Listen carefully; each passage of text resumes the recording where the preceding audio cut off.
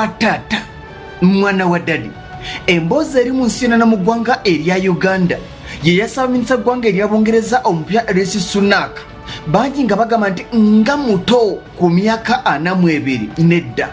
Olunaku leero mu Gaziya Obwongo nkusaba kkalira njagala nkulage bassaabaminisita ba Bungereza 10 abazze mu buyinza nga bato ono si yasinga. Mu kifo ekye-10 mulimu Ssaabaminisita Tony Blair agenda okufuuka Ssaabaminisita ng'alina emyaka 43 n'ennaku 361. Mu kifo ekyo-9 mulimu Henry Addington yajja 1881 ng'alina emyaka 43 n'ennaku 291. Mu kifo ekyo-8 mulimu David Cameron yajja kuba Ssaabaminisita ng'alina emyaka 43 n'ennaku 214. Mu kifo ekyo-7 kati ono mwali Rishi Sunak yazze ng'ennaku z'omwezi 25 omwezi guno omwaka guno 2022 omwezi guno ogw'e10 alina emyaka 42 n'ennaku 166.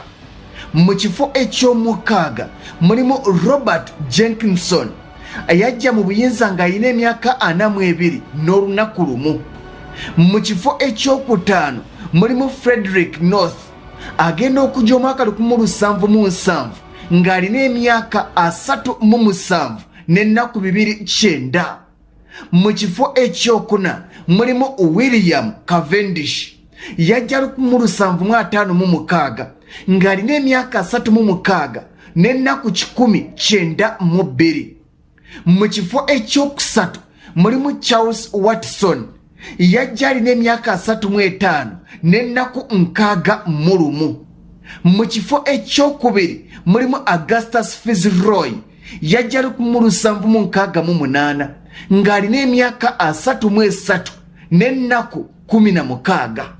Mu kifo ekisooka omuntu akyasinze okulya obwa Ssaabaminisita nga mwana muto si mulala ye William Pitt the Young yajja ng'ennaku z'omwezi 19 omwezi ogw'e12 omwaka 1783 yajja alina emyaka 24. Wangi ono ye Ssaabaminisita wa Bungereza akyasinze obuto yajja alina emyaka 24 n'ennaku 25. Mwana wa taata mbasibudde.